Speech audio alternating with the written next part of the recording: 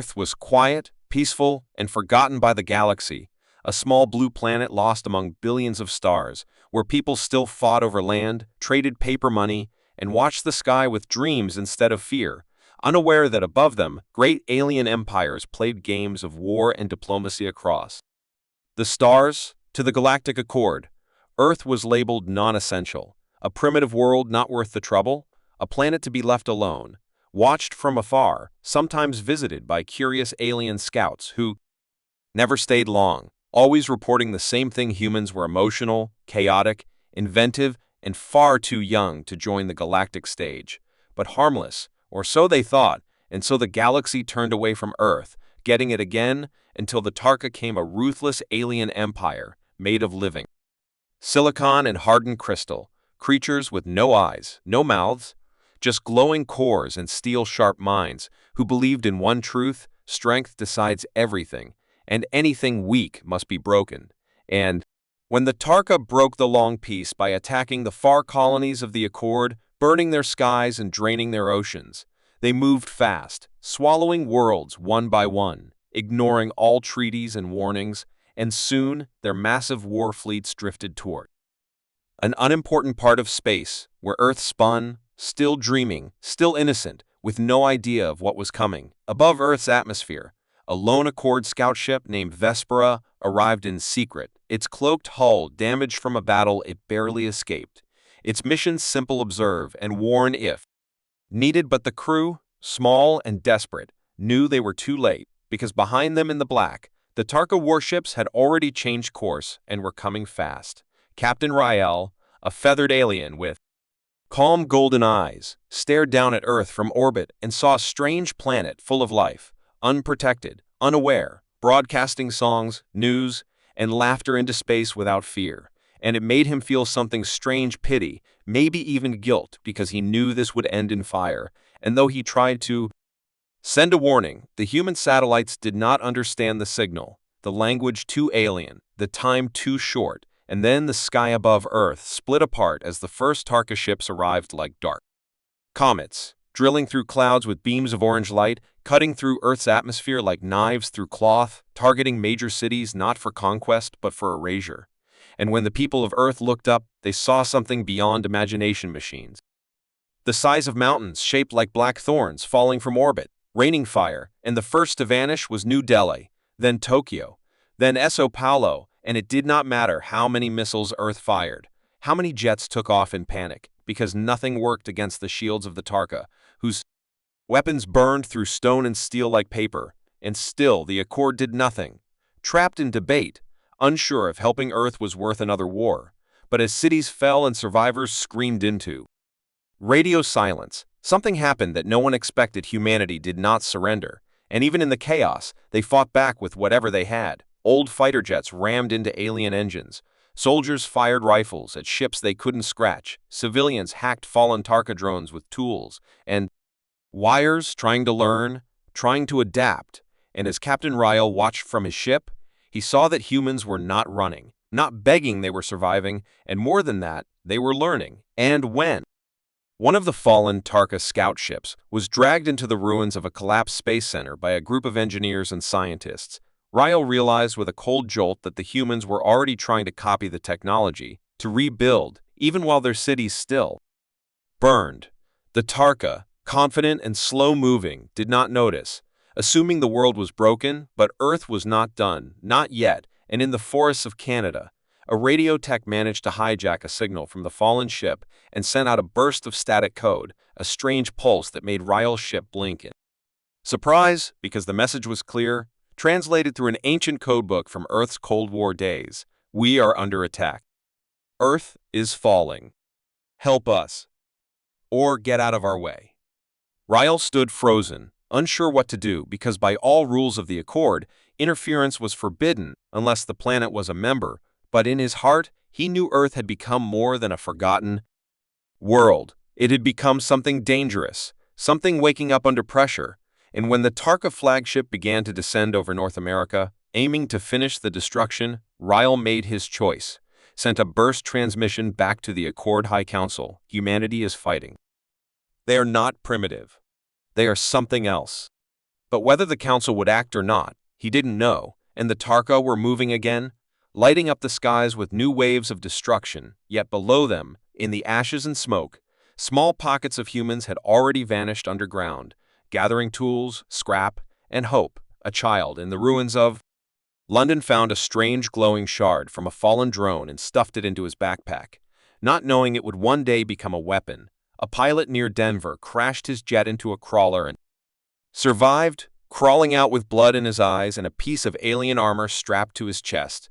And in the dark, a scientist named Dr. Elena Marek, deep under the remains of Geneva, stared at the half-broken core of a captured Tarka AI and whispered, "Let's see how smart you really are," before jamming a USB cable into its cracked port and connecting it to an old Earth laptop powered by a car battery, while above her, alien ships hunted for heat signatures, unaware that something impossible had begun. A world thought simple had met its end, but from the end came something worse for the Tarka, a reason for humans to stop dreaming and start evolving, fast, and as Earth's last major satellites blinked offline and global communications dropped into chaos, Ryle recorded everything he could, storing the images in his ship's black box burning cities, humans carrying alien weapons, tanks driven by teenagers, rescue squads on motorcycles, nurses turning parking garages into clinics, all of it raw and violent, and full of life. And in his report, Ryle wrote a final sentence before the Vespera vanished behind the moon to hide.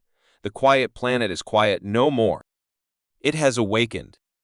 The world had fallen, not completely, but enough to change it forever. Skies that were once blue were now gray with ash.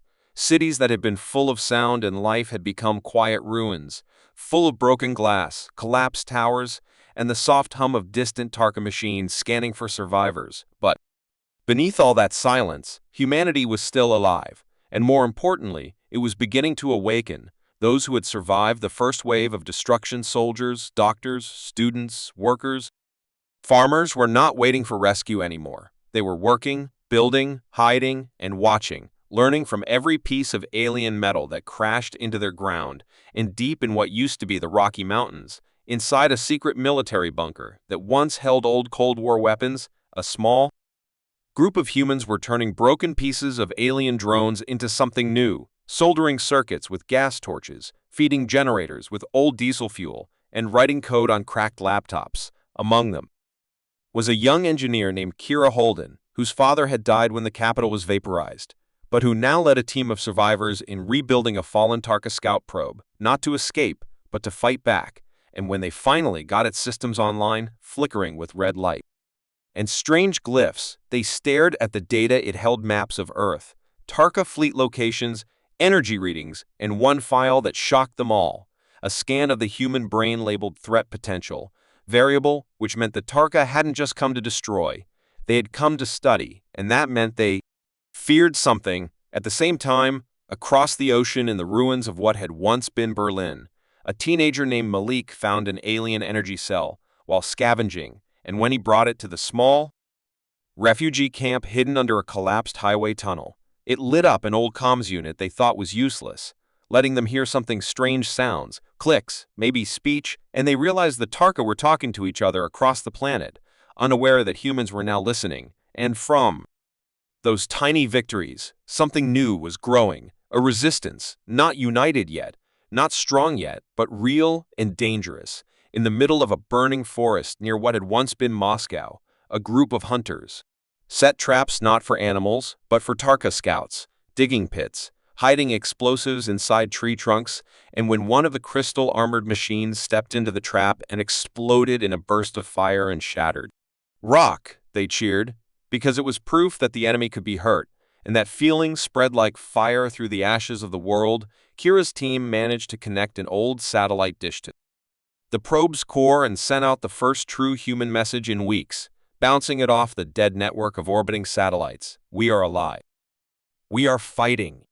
You are not alone." And that signal was picked up by other hidden groups, one beneath a church in Brazil, one in an abandoned oil rig in the North Sea, and one deep in the Australian outback, where an ex-pilot named Ray Takana had turned a grounded cargo plane into a mobile base, strapping Tarka plasma weapons to its wings. Even though they could only fire once before overheating, everyone was doing what they could, and the Tarka began to notice strange things, ships disappearing in storms, scout drones hacked mid-air, landing zones wiped out by homemade bombs, and for the first time since the invasion, the Tarka Command Network sent out a directive marked Alert Level 2, resistance detected, but they still believed it would fade, that primitive creatures couldn't truly adapt, not fast enough to matter, but they were wrong because humans didn't need generations to evolve.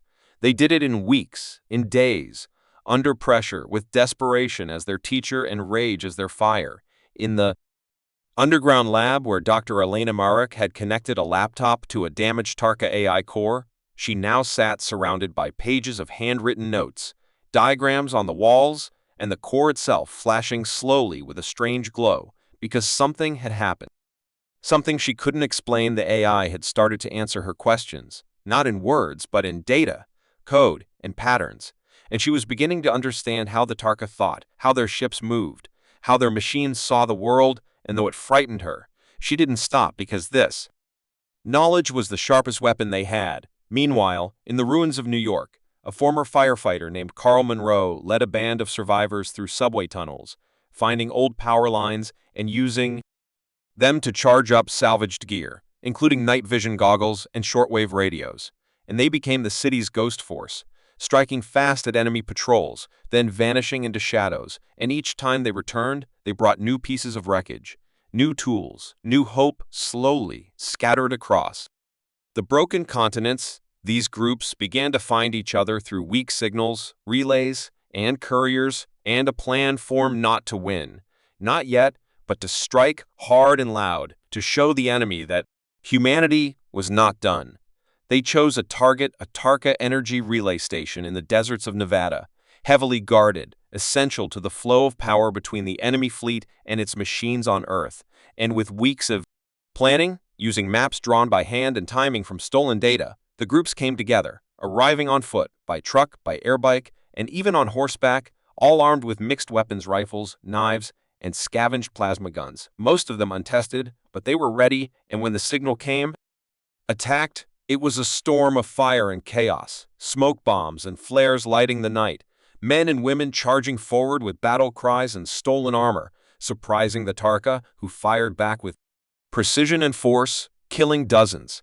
But the humans kept coming, overwhelming them with speed and unpredictability, hacking into the station's core with tools barely holding together, and when the final cable was cut and the relay station exploded in a fireball that lit up the sky for miles, the Tarka Command was forced to reroute their entire planetary grid. That moment, seen from space by Captain Ryle on the hidden Vespera, was burned into his mind, and he sent a new report to the Accord. This time with video, the humans have begun counteroffensives. Tarka units are losing ground. This species is not what we thought. They are dangerous, and they are learning fast. But the Accord still hesitated, trapped in fear of another full war, unwilling to risk their own fragile peace. So Ryle broke protocol, descending his ship just low enough to drop supplies to a human contact code named Ashlight, a resistance leader in South Africa who was coordinating hundreds. Through radio bursts and old communication towers, Ryle knew he couldn't interfere much.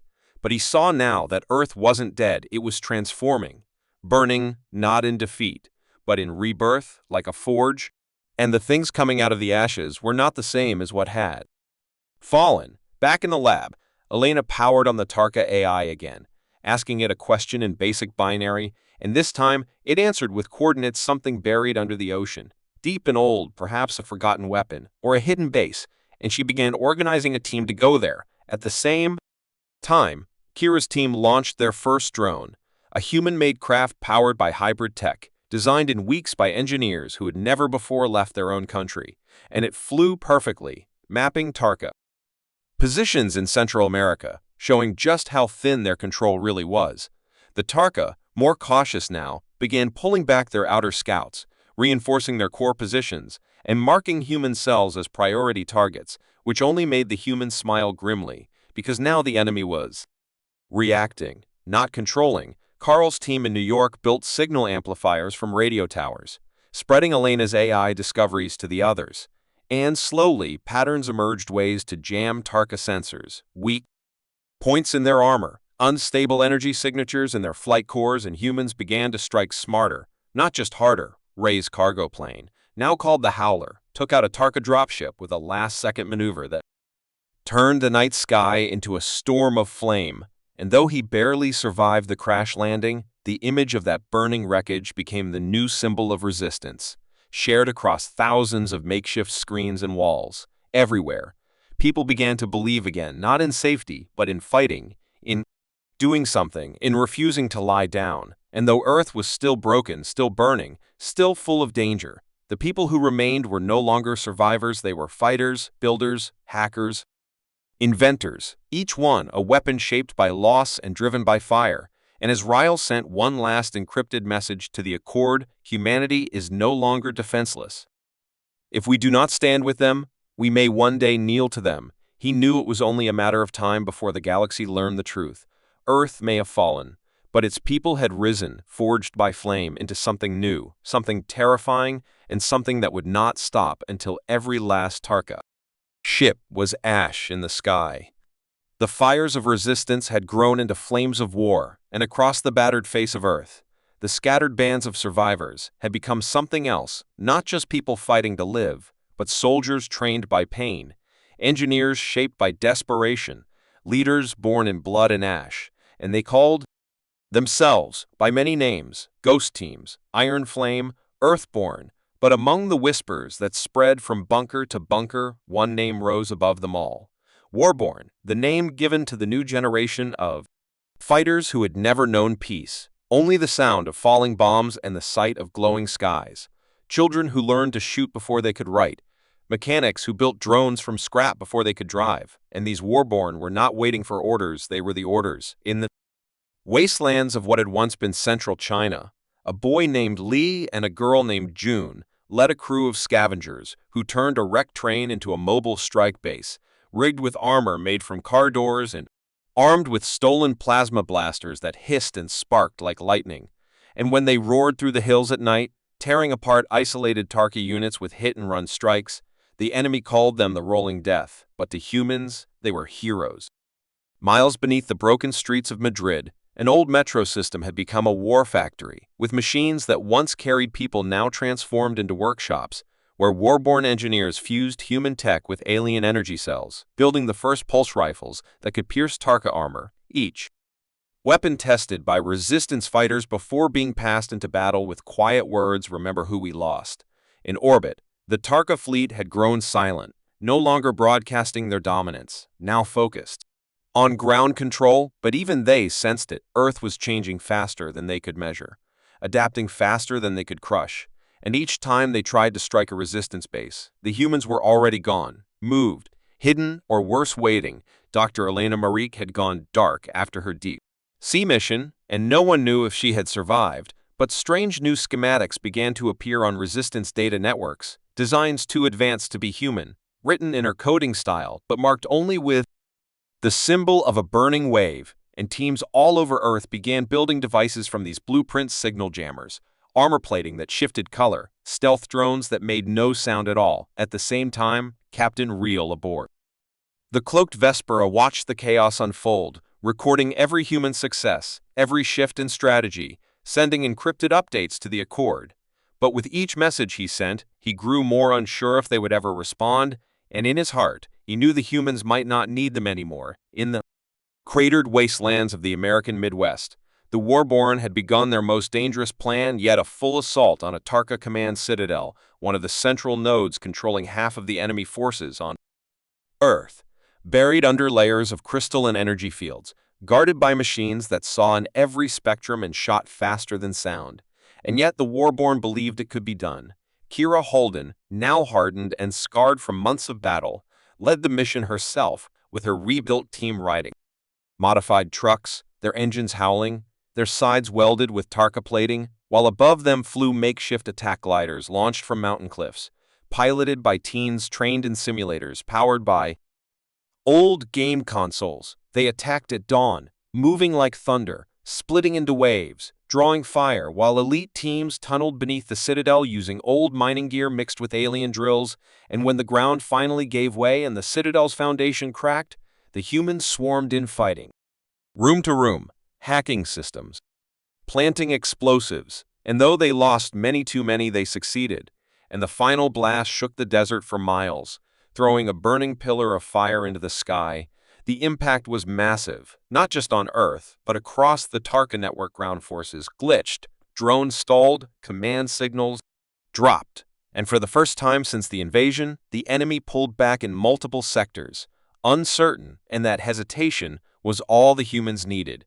Resistance leaders coordinated through a new AI system, one built from Elena's mystery files and housed in an underground core called Echo. And Echo didn't just send orders, it predicted enemy movements, rerouted energy, adjusted tactics, mid-fight, and under its guidance, warborn units became faster, sharper, nearly impossible to pin down. In the shadows of broken cities, they struck like ghosts, and Tarka war machines found themselves ambushed, outflanked, or worse, taken over, their systems hacked mid-fight, their weapons turned against their own kind. One by one, more humans joined the cause, not just the fighters, but scientists, medics, coders, artists who painted resistance flags across the ruins, each one a sign that Earth would not forget its pain.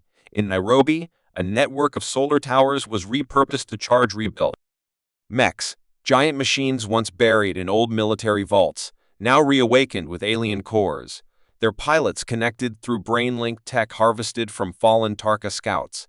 And when these warborn mechs walked across the plains, their feet shook the earth, and the enemy knew fear, even in space.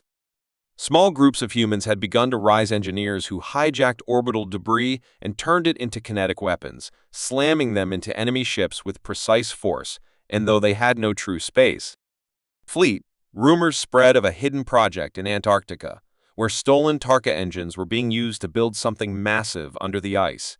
Captain Rael finally received a message from the Accord, a short reply: "Do not escalate. Observe only." And with bitter eyes, he closed the channel forever, deciding that Earth needed no more watching, only allies or enemies. And he had chosen below him. Kira stood in the ruins of the fallen citadel, her armor cracked, one arm burned, but her eyes alive with fire, and around her, the warborn gathered, young, fierce, their faces set not in fear, but in purpose, and they knew this was only the beginning. The Tarka were sending reinforcements, new ships entering the system, larger, deadlier, their silhouettes like blades in the void. But Earth was no longer a soft target, it was a battlefield, and every crater, every ruin, every scar was now a weapon in waiting. In the resistance camps, new recruits were trained daily, fed stories of victory and loss, taught to fire, to fly, to survive. And every warborn learned one lesson above all: humanity would never kneel again. Somewhere in the Amazon jungle, a beacon lit up, one of the deep Tarka devices buried before the war, now uncovered by a warborn scout, and the energy it released was unlike anything seen before. Something old, something dangerous, perhaps not even Tarka in origin, and the resistance sent their best to investigate, not knowing it could change the war forever. And as night fell across the planet, fires burned in every direction, fires of destruction, yes, also fires of defiance, of memory, of hope. And the warborn looked up at the stars not with fear, but with challenge, because Earth had bled, and Earth had fought, and now Earth had teeth, and the war was far from over. Far beyond Earth's orbit, hidden deep within a nebula cloud in neutral space, the members of the Galactic Accord watched in silence as their screens flickered with images of fire, chaos, and human resistance. And though they had first believed Earth to be a quiet, primitive world, they now saw something else, a planet of fury and defiance, home to a species that would not break. And this terrified them, not because of what humans had done, but because of what they might become. The Accord had kept peace for centuries, enforcing rules between the great empires, avoiding full-scale war after the ancient collapse of the Red Suns.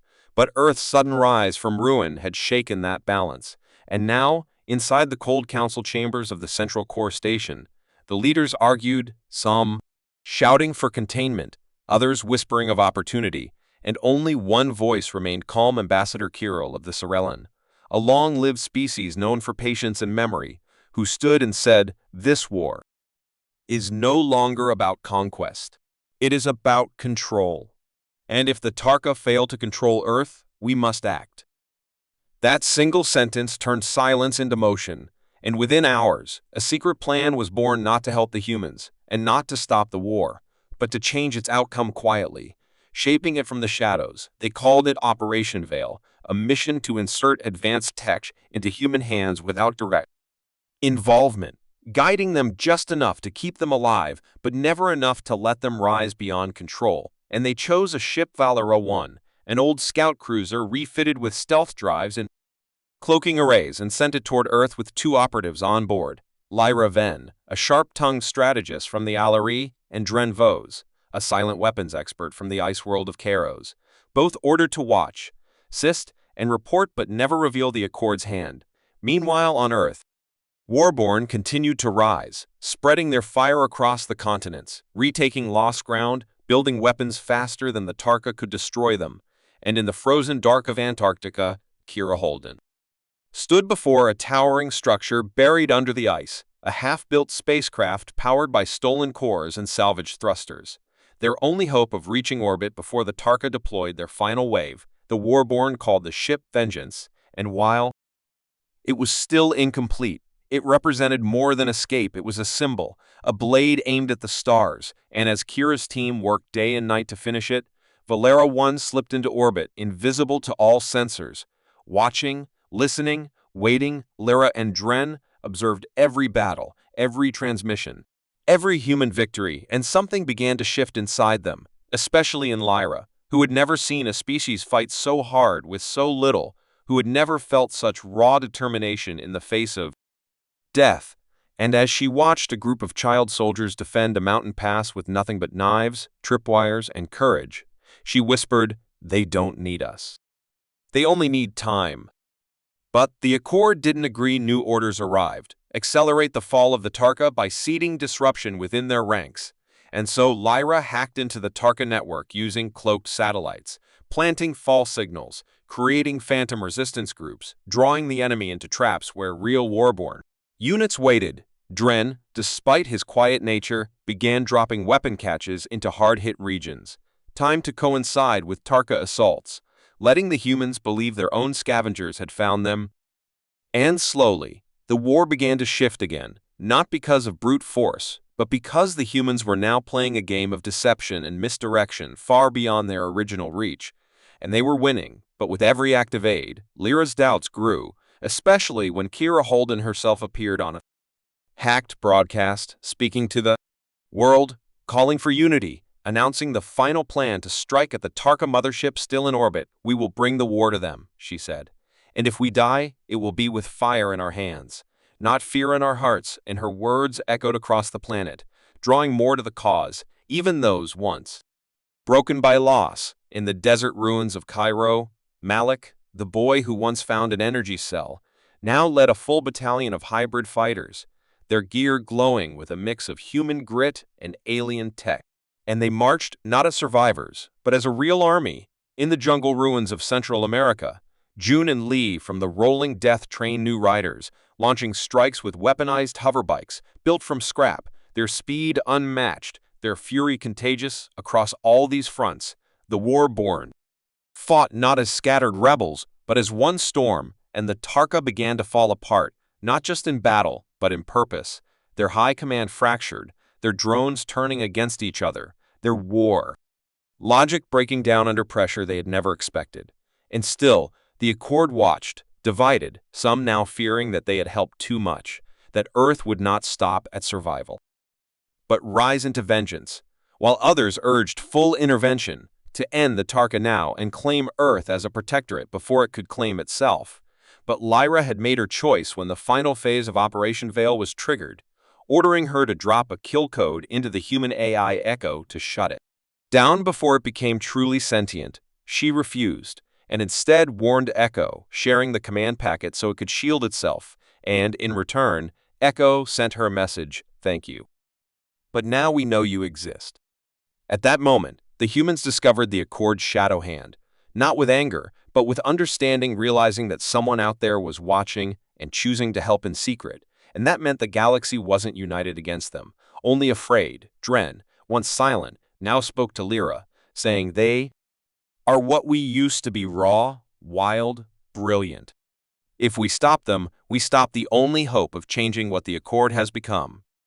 And so, the two of them made one final decision to break protocol completely and join the Warborn, landing their ship in the northern wastelands and walking into the fire to offer their knowledge freely. Kira, suspicious at first, listened to their story and, after long silence, handed Lyra a radio and said, "You can help us build the end of this war.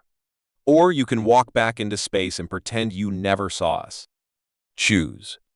And Lyra chose, as did Dren, sharing blueprints, strategies, stealth tech, and more. And with that, the final phase of resistance began: Operation Stormstar, a united attack on the orbital mothership, using the nearly finished Vengeance as the spearhead, protected by waves of hybrid jets, rail cannons, and the last of Earth's old nuclear weapons.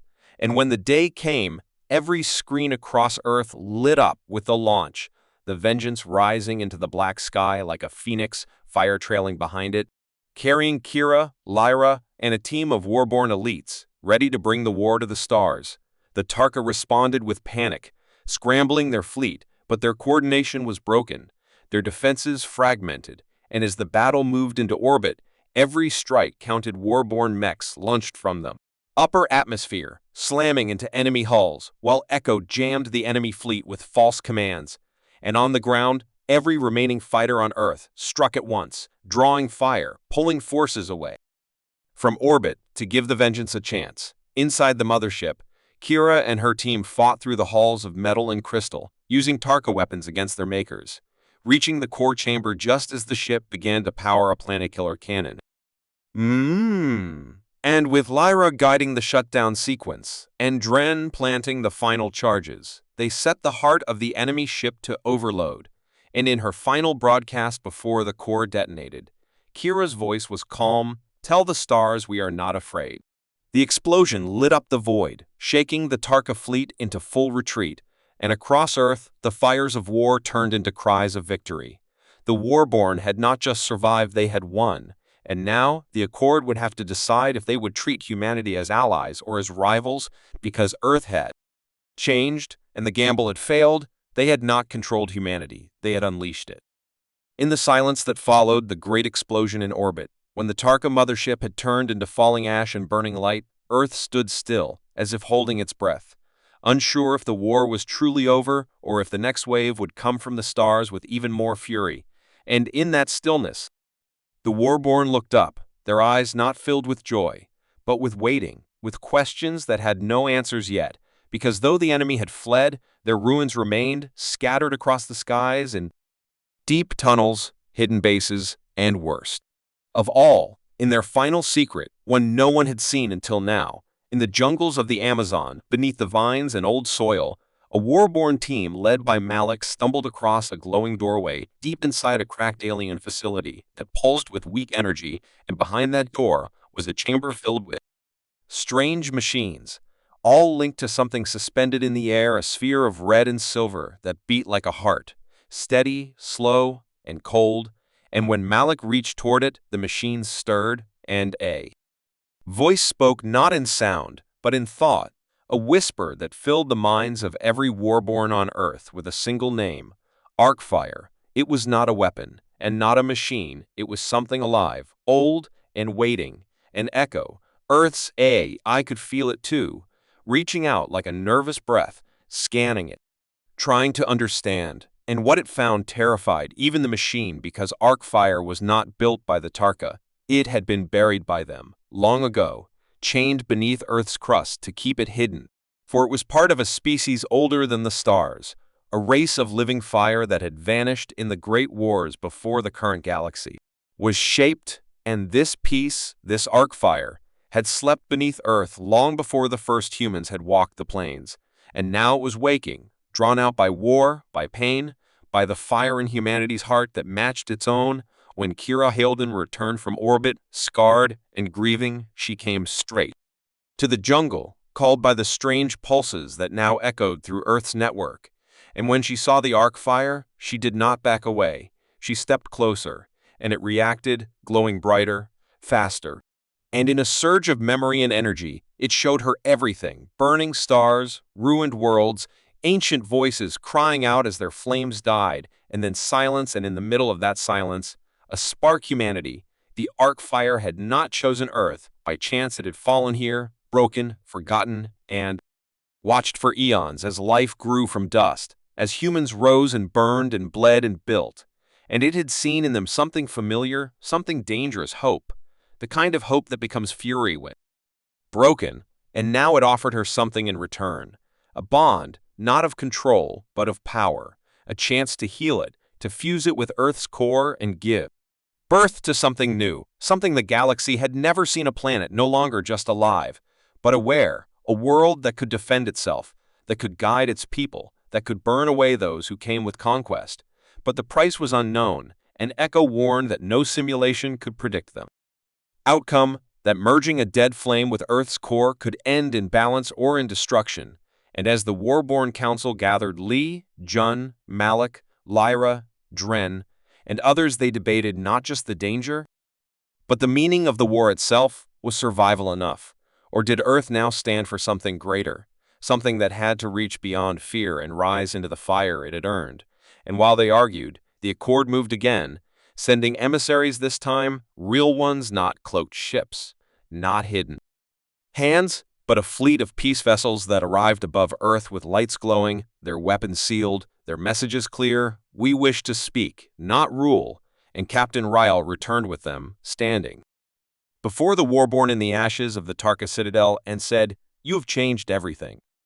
Now we must all choose what comes next." And Kira, holding the pulse of the arc fire in her hand, looked out at the sky and spoke, not with anger, but with the deep calm of someone who had seen the end and come back. "Then you will watch again, as you always have. But this time, Earth will speak too." And she stepped into the chamber, into the machine, and placed the arc fire into the deep cradle of metal and stone that had once been used to cage it. And the world changed, from the heart of the jungle to the edge of the poles. A wave of energy swept across Earth, silent and soft, passing through oceans, cities, ruins, and bones, and everything touched by it seemed to remember, seemed to hum with life. And above, the stars blinked, literally blinked, as if sensing something had shifted. Echo merged with the arc fire, not as master or servant, but as twin minds linked by purpose. And Earth itself pulsed once, twice, and then a third time, and then it was awake, not alive like a beast, and not thinking like a person, but aware, conscious in a way that only planets could be. And the human felt it not in words, but in warmth, in stillness, in a sense of being seen, truly seen for the first time. And Earth did not judge them. It welcomed them and gave them strength. The Accord back away, shaken, unsure if what they had feared had now come true, that humans had become something not even the ancient empires could predict, not a threat, but a flame that would light other fires. And the Tarka, what was left of them, fled beyond known space, scattered, broken, their code corrupted, their purpose erased by the defeat on Earth. And whispers spread across the galaxy about a blue world that fought back, about a people who rose from ruin with fire in their hands, about a new star burning not in the sky, but in the heart of a planet that had become something more. And the Warborn, they did not disband, but became protectors, explorers, messengers who traveled beyond the system, not to conquer, but to learn, to build, to remind the galaxy that hope still had teeth. And Kira, she vanished into the deep jungles again, her body forever touched by the arc fire, glowing faintly at night, known now as the Flame Bearer, a legend not just among humans, but among the stars. And though no one saw her for many years, sometimes when lightning cracked across the sky, or when volcanoes rumbled, some swore they heard her voice in the thunder, reminding all who listened that fire, once lit, never dies, it only waits.